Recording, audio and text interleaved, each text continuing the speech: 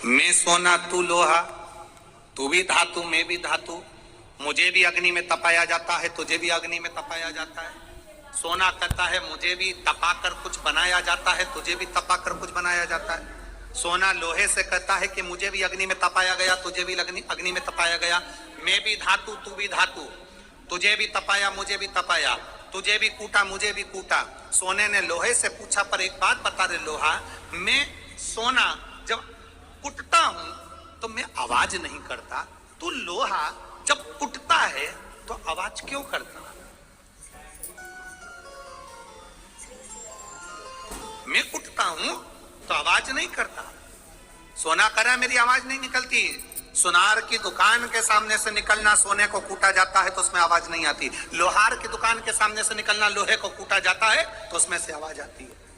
सोने ने लोहे से पूछा कि मैं धातु तू धातु, मैं पीला तू काला, मुझे भी तपाया तुझे भी तपाया, अग्नि में मुझे भी डाला तुझे भी डाला, मुझे भी कूटा तुझे भी कूटा, मैं कुटा आवाज नहीं आई, पर लोहा तू कुटा तुझ में आवाज क्यों आई? तब लोहे ने कहा सुन सोने, तुझे जो मार रहा है वो लोहे का हथौड़ा है, मुझे जो मार रहा है वो लोहे का हथौड़ा है। सोने तुझे लोहे का हथौड़ा मार रहा है ना, इसलिए तू चिल्ला नहीं रहा।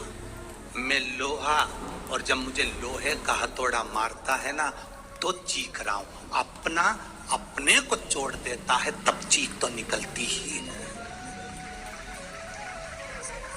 सोने का हथौड़ा अगर सोने को मारता तो चिल्लाता, लोहे का हथौड़ा लोहे को मारता है तो चीखता है। अपना अपने को गाली देता है, अपना अपनों को अपशब्द कहता है, अपना अपने को ताना देता है तो चीख निकलती है, बद्दुआ निकलती है, अपशब्द निकलते हैं। दूसरा, सोने को लोहा मारेगा तो सोने को कोई फर्क नहीं पड़ता, दूसरा गाली देगा चल जाएगा, दूसरा अपशब्द कहेगा चल जाएगा, दूसरा ताने देगा चल जाएगा, पर कोई अपना अपने को अपशब्द कहे, अपना अपने को ताने दे, अपना अपने को आड़ा टेढ़ा कहे, ये नहीं चलता। भगवान देवादिदेव महादेव के साथ में हुआ क्या था? उनके ससुर ने उनको गाली दे दी थी, तुझे शमशान का निवास करना पड़ेगा, मेरा श्राप है शिव, तू शमशान में रहेगा। शंकर भगवान तो भी हलमस्त थे, उन्होंने कहा कोई बात नहीं, अच्छी जगह पे प्लाट मिला है, कोई कब्जा ही नहीं करेगा, उसमें क्या टेंशन। शिव जैसे प्रसन्न भाव में रहने वाला चाहिए, हर एक में अच्छा ही दे। जितना आप अच्छा ढूंढोगे उतने अच्छा ही मिल जाएगी। दो माताएं बस में लड़ रही थी, सीट एक थी, बैठने के लिए दोनों लड़ रही, वो बोली मैं बैठूंगी, वो बोली मैं बैठूंगी। कंडक्टर आ गया, क्यों लड़ रही हो? मैं बैठूंगी, दूसरी बोली मैं बैठूंगी। कंडक्टर बोला तुम में जो ज्यादा उम्र वाली हो वो बैठ जाए। पूरे रास्ते दोनों खड़ी रही, बैठी नहीं, क्योंकि जो बैठेगी वो ज्यादा उम्र, बैठी नहीं, दोनों खड़ी। पूरा रास्ता उन्होंने खड़ा खड़ा निकाल दिया पर बैठी नहीं। कंडक्टर दोबारा आया, बैठो अभी नहीं, मैं बैठू। तो कंडक्टर ने दूसरी से कहा बैठ जाओ, दिख रहा है तुझे मेरी उम्र नजर आ रही है? कंडक्टर ने फिर दूसरी से कहा तू बैठ जा, आंखों का इलाज करवा लेते रहे। नहीं बैठूंगी मैं, कोई इतनी उम्र क्यों? कुर्सी पूरी खाली बस की, दोनों नहीं बैठी। इतने में एक दूसरा आ गया, चले गए। ये खड़ी की खड़ी बस की, किसी को मालूम ना पड़ जाए कि उम्र कितनी।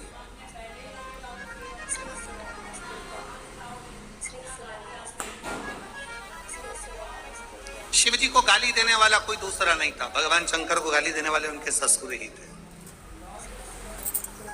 तुम्हारे ऊपर उंगली उठाने वाला कोई दूसरा नहीं होगा, तुम्हारे अपने ही होंगे।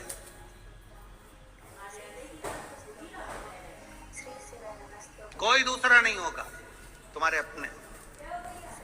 वो लोग चिल्लाते ना, भैया जी संघर्ष करो हम तुम्हारे, अरे जम के तो बोलो, हम तुम्हारे साथ हैं, भैया जी संघर्ष करो हम तुम्हारे साथ हैं। अब इतनी तेज चिल्ला के करे संघर्ष करो हम तुम्हारे साथ हैं, अगर तुम साथ होते तो संघर्ष की जरूरत ही क्या पड़ती? संघर्ष की जरूरत क्या पड़ती? साथ नहीं हो तो संघर्ष की जरूरत है, कहना कठिन है।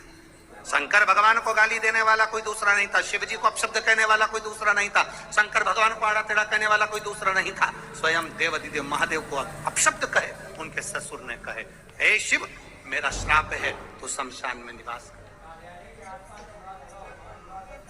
आपके भीतर शिव भक्ति जब जागृत हो जाए तो फिर क्या सोचा, क्या विचार?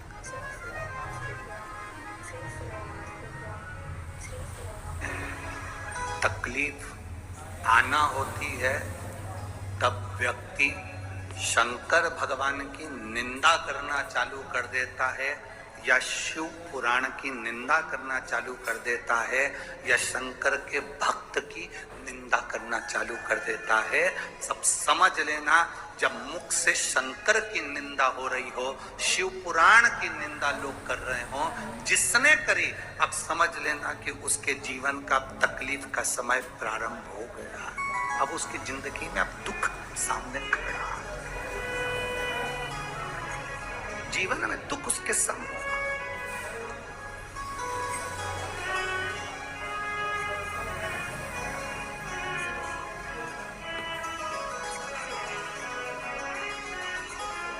जैसे ट्रेन का सफर करने वाले को दरवाजे के पास की सीट मिलती है तो सबसे ज्यादा तकलीफ का सामना करना पड़ता है। जो जाए वो दरवाजा खोल के चले जाए, सर सर करके हवा आए। बोलो सही है कि गलत है? जो आए वहीं पर खड़ा हो जाए, धक्के दे।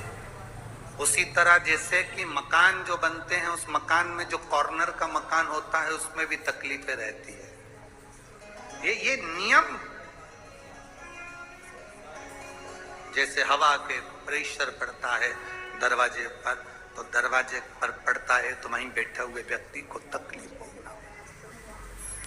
उसी तरह शिव की निंदा करने वाला, शंकर की निंदा करने वाला, शंकर के लिए अपशब्द कहने वाला, वो उसको भोगना पड़ेगा। अब नारद जी का समय आ गया जिन्होंने रुद्राक्ष को जमीन पर फेंक दिया, जिसकी कोई मूलता नहीं जाती। कितना सुंदर कहा, तुलसी का मन का और रुद्राक्ष का मन का कभी खंडित नहीं होता। बहुत ध्यान देना, जिस तुलसी के मनके से आप माला जपते हो, रुद्राक्ष के मनके से आप माला जपते हो, उसका मनका भी अगर टूट गया है तो उसको झोली में ही पड़े रहने दो, क्योंकि तुम्हारी माला जपते जपते जपते जपते वो मनका इतना राम में रम गया, इतना हरि विठ्ठल में रम गया, इतना शिव में रम गया कि वो मनका सिद्ध हो गया। और इतना सिद्ध हो गया कि वो मन का टूटने के बाद भी टूटा हुआ नहीं है, वो सिद्ध की सिद्ध है। किसी भी देवता की मूर्ति टूट जाती है तो खंडित कहलाती है। राम जी की मूर्ति टूट गई, खंडित कहलाएगी। भगवान कृष्ण की मूर्ति टूट गई, खंडित कहलाएगी। दत्त की मूर्ति टूट गई, खंडित कहलाएगी। जिस देवता की मूर्ति है जरा सी भी टूट गई तो खंडित कहलाती है। पर केवल एक शंकर जी का शिवलिंग ऐसा होता है जो टूट भी जाता है तो खंडित नहीं कहलाता, अखंड कहलाता है। तुम्हारे घर में अगर शंकर का शिवलिंग है, वो टूट भी गया, आप सियोर का कंकर उठा कर लिया, उसके टुकड़े टुकड़े हो गए। आप शंकर नर्मदा का कंकर उठा के लिया, उसके टुकड़े टुकड़े हो गए। तुम्हारे घर में जो शिवलिंग है वो टूट गया, खंडित हो गया, वो खंडित नहीं माना जा सकता, उसको खंडित नहीं कर सकते। उसके 4 टुकड़े भी हो गए तो वो शास्त्र कहलाएगा, उसके टुकड़े टुकड़े भी हो गए तो सहस्त्र शिवलिंग कहलाएगा, सहस्त्रलिंग कहलाएगा, वो खंडित नहीं कहला सकता।